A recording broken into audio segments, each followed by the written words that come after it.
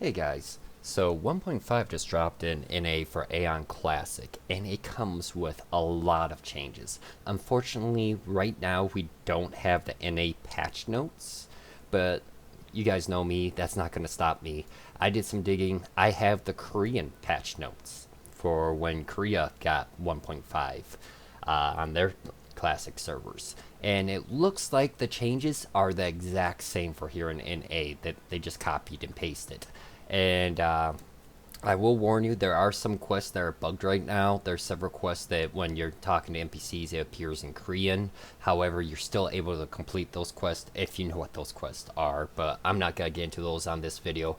I just want to show you guys some neat little quality of life features that they've added. I'm not going to go through all the patch notes, but I'll go over some of the major highlights. So let's begin with new players and returning players. If you decide to come back to Aion and make a new character, you can get a beginner's pass, which is basically the season 1 battle pass, and it's highly discounted. It's only 400 kuna to unlock it, so it's kind of cheap. I think it could have been a little cheaper personally, but that's just my opinion. If you don't pay for it, of course, you'll unlock all these rewards on the left-hand side. They're pretty okay. They're just some pots and scrolls that are going to help you along with some food and some candies. On the right-hand side is the premium one. That's the one that you have to pay to unlock for 400 kuna. And as you go through, you'll see that it gives you some pets. It gives you some coins and other things that are pretty helpful, along with some lotus amulets and other goodies. So it's something worth checking out. And just to find this, you just go to Deva Pass. This is the default pass that they added for the new season. It looks like basically a copy and paste from last season, except for that they did add in the level 80 stones again. So that's kind of nice that they brought those back. In my opinion, it's still way too expensive, but that's just me. But the beginner pass for lobbies is right to the side here. You just click here and you can see that one. The next thing I want to tell you guys about is Dredgian. It is my personal favorite instance in all of Aion throughout all the years. I absolutely love it. It's a group instance that you queue for 3 times a day. So try to find yourself a good group. You run through the Dredgian, collect Circanas, kill mobs for points while PvPing an enemy team. It's a real fun instance, and there are some really fun quests that you can get. The first quest I've already grabbed, so it doesn't show that this NPC has it, but if you go to Rashanta and you go to your main fortress, the main guy here, he will have a quest that's called the Dredgian Captain or something along those lines. You grab that, and once you grab that, he's going to have you go talk to an NPC down here at the southern tip of Premium Landing for Asmodeans. So if I fly down there real quick, I'll just show you the location because I've been getting asked where he is all day long. So I just want to make this a little easier for you guys. It's right here. This NPC right here will have a ton of quests for you, and if we go through my quest log, you'll see that I already grabbed them. It's a bunch of quests right here, group quests that say dredging this, dredging that, and as you can see, it's pretty nice rewards for completing these while running dredge.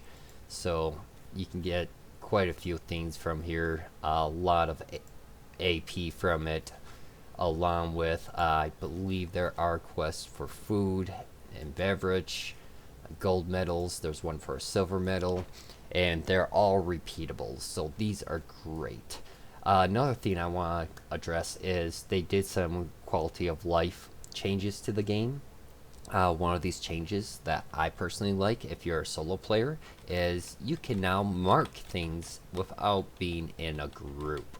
So if you're solo PvPing and you're going through, you can solo mark targets, and it just makes life a lot easier for you. Along with if you are solo grinding and grinding elite mobs, maybe you want to be able to fast tab back and forth real easy by marking them. You can do that now, and that is wonderful. The next thing I want to talk to you guys about is Fenris, level 50 Devonian set, and rare Stigmas. They are now all in the game. So to start off, you're going to want to come to the capital city for Asmos, that's Panda. And right when you come in, Himdall here, he will have a quest. I got a little too overexcited and I already went and did them all without making a video. I apologize for that, guys. I wish I could walk you all through step by step. But for now, you just have to take my word for it. Grab the first quest from Himdall and just follow the quest line and it will walk you through most of this.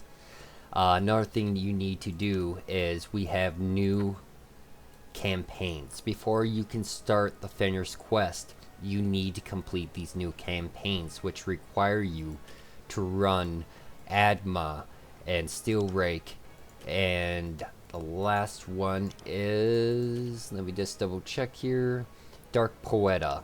And you don't even have to do a full run of Dark Poeta. You can just go up to the first boss, get past the first boss, and I believe the box is right behind that first NPC. So make sure you guys complete your campaigns before you start Fenris, because the Fenris quest will not show up until you guys start these. Now let's talk about the Rare Stigma quest. Now this one can be a little confusing to players that haven't done it before, but once you talk to the main guy when you first come into Panda, you go to the captive building, talk to Vergilmer. He will have the quest for you to start the Rare Stigma quest. After you talk to him, he's going to tell you to go to Dark Poeta, collect 120 Dragma fragments and 1 scroll from there. Now, if you watched my previous videos or you guys have talked to me, you will know that I have been telling you to do your daily groggies every day from this NPC right here. And the reason for that is you need 150 groggies, and if you get them, you don't have to step foot in Dark Poeta to unlock your greater Stigmas. So as you can see right here, he sells the fragments that you need. You need 120 plus the scroll, and once you have that, you just go and turn it back in at the Capitol building, and boom, you guys can go ahead and socket your last greater Stigma. As you can see, I've already gotten mine. Now, I know a couple people have already asked, how do you unlock these? Where do you get them? Where do they drop? They do not drop in the game. You have to buy them with Abyss points at the Capitol building. So when you go into the Capitol building, off to the right, you will see NPC that sells them. And I'll show you that in a second. And if you guys need to know what Stigmas you need to be running, just click this button right here and it brings up a chart and you can see the prerequisites. Obviously we can't go all the way to the end, so like for Sork, I can't go all the way to Glacial Shard spec because that requires level 55. Same with the secondary spec. There's one for Elemental Ward which requires level 52, and Arcane Thunderbolt which requires level 52 as well. That's not in the game yet. We can't get those, so don't worry about them, just worry about the top ones, because we can do up to Sleep Storm or Flame Spray for Sorks. Other classes, of course, will have different trees. And in order to get these, you just have to follow the arrows. So to get Flame Spray, if we backtrack, it shows we need Ice Sheet, Wind Cut Down, Cycle Wisdom, Supplemental Focus, Summon Rock, and then we can get Flame Spray. And that's the route I went. And to get the Sleep Storm spec, you need Curse Roots, Curse of Weakness, Illusion Storm, Illusion, then you can get Sleep Storm. So here's those NPCs to buy your rare Stigmas. As you can see, I'm in the Capitol building. It's over by where you can buy your AP items. And it's going to cost you quite a bit of AP. So I hope you guys were logging in the week prior to 1.5 to get your free major crowns. Not major, ancient crowns, because that really helps quite a bit. And as you can see, you just tab through to find your proper class, and then you follow your trees that I showed you before to buy the ones you want that you need to unlock your chains. So for example, I needed Summon Rock, Supplemental Focus to get Flame Spray. So I went and I bought Summon Rock, supplemental focus, and then flame spray, and it cost me 79k almost AP. So it is quite spendy, but for most classes in Aion Classic, it's worth it to do the trees to get all the way through to get there. It really is. There's very few classes where it's not worth it to go the full spec for a tree. And if you do the full spec for a tree, it should still leave you 2 sockets open where you can swap out different stigmas to try to find a build that you enjoy playing. So that's just something to keep in mind. Another thing, just to warn you guys, there are different levels to different spells. Like you can see, there's a Summon Rock 1 and a Summon Rock 2. Obviously, you want the higher level one, so don't waste your AP on buying the low ones. Just save up your AP, go for the level 50 stigmas. It is well worth it instead of spending that AP and then having to regrind it again. Now, I just want to go over the patch notes really quick with you guys. I'm not going to read through everything, but just hit the highlights here. So Dark Poeta has been added. Talk to Heimdall. He will get you started on those quests. You will need some blue Blar scales if you don't have them already from the surveys that they were handing out going up to 1.5. You need to go grind the Blar. I recommend grinding the Blar in the Abyss. The drop rates are not so great. I was out grinding this morning, and of about a half-hour grind, I got 1 blue Blar scale, and you're going to need quite a few. I believe you need 20 of them for the initial quest, and to unlock the, not the Rift Essence, but the Time Activation Stone, which is needed to get into DP. So make sure you guys are grinding Blar. They should also drop it in DC, I believe, if I'm not mistaken. So make sure you guys are grinding out DC while you're running DP. It should also drop in there from those mobs as well. So you might want to pay attention to how you guys are doing loot. Discuss it with your groups. Maybe it's best to put on roll on whites and above while you're running through DP. And then going down, they have here the S rank, the points you need, how much time you need left on the clock, because it is a time and instance. They have also added Chromede's Trial, which is a great filler instance between levels 37 to 44. Unfortunately, it's a 22-hour cooldown, so you can only run it once a day. However, it is a good thing to go and run and just do a full clear in there, and that'll give you quite a bit of XP. There are also some okay-ish gear that you can get from there. Dredge has been added. The Korean notes say that it is every day at 1200, 2000, and 0 hours.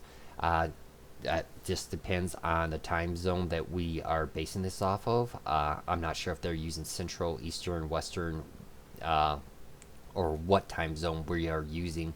We have tried to get this out of the NC West staff several times, and there is just no consensus on what time zone that they are using for all of this stuff. Sometimes they post events in one time zone, and then we have an event a couple weeks there and they use a different time zone for the times. It's very inconsistent. It drives me up the wall. We have tried to get them to say, hey, stick to one time zone so we can adjust, and they just haven't done it. So we'll just have to see. But it's 3 times a day with 2-hour cooldown. So if you are a die-hard player, you can hit 3 times a day. And you don't have to be in Rashanta queue for this. It'll be an instance queue, just like retail, where certain times of the day, it'll pop up in the lower right-hand corner. You click it, and you apply, you can go in. They have also added a direct port Dratmer Cave to Huron for the Elios. Asmos, we already had a version of this on our side. I don't need to cover that, I don't feel. David Pass, like I said, they added a beginner pass for level 10 and below characters. Seal's Aura is now needed to trade white grade items, normal grade items. And I really hate that they did this. That really sucks for people that are trying to power level SMs and other characters, but it's something that NC Soft decided to do to try to make people buy Seal's energy more, Seal's Aura. Siege, they have buffed up the guardian deities, the doors, the commanders, the barrier generators. They have buffed everything in Siege, so expect Sieges to take a little longer. Make sure you guys are showing up for them. You're going to need all hands on deck for them now, because it has just gotten a lot harder now with this patch. They have decreased the AP that you get from farming in Morheim and Elton. So if you go to an enemy zone, you will get less AP for PvP. And this was Korea's version of trying to stop AP traders. So unfortunately, PvPing through rifting will not give you as much AP as it did prior to 1.5. The Devonian Quest have been added. That's the Fenris quest. I already went over that. Make sure you guys complete your campaigns, and once you do, then these two NPCs will be your starter NPCs for them. They added a confirmed delete. They added new special cookies and jellies. They added a ton of stuff to the Kuna shop. I recommend taking a look. There's a ton of cosmetic items. Good for you, NCSoft, for putting those on. Some of the prices are actually fairly reasonable, which surprised me. They could have really milked us for all it's worth, and they decide not to. So make sure you guys are checking out the Kuna shop in the game. They have nerfed the amount of Kina that drops in Theobombas and Breasthonen areas, and this was Korea's version of fighting the bots over there and the non-paying characters. So unfortunately, farming in Breasthonen and Theobama will not be that profitable anymore. If you're just straight farming Kina, you're going to have to rely on RNG, which for some players like myself, that really sucks, but it is what it is. It's just a change they've done. They've done a bunch of other little changes, like you can now hide your hat and your cloak in the game, along with other stuff. So I'll show you right here. So you can just click this little check mark and it will hide your hat you are wearing. You won't see it anymore. There's a couple other small little changes they've done. If you guys want to read about it, I'll leave a link in the description below. Make sure you share this video to other players that are coming back for 1.5 or anyone that's struggling. Feel free to leave a comment if you guys have any questions or concerns. If you find anything else out that weren't listed in the patch notes, any hidden little gems, let us know. Let's share that information and spread it among the community. And as always, I hope to see you guys in game.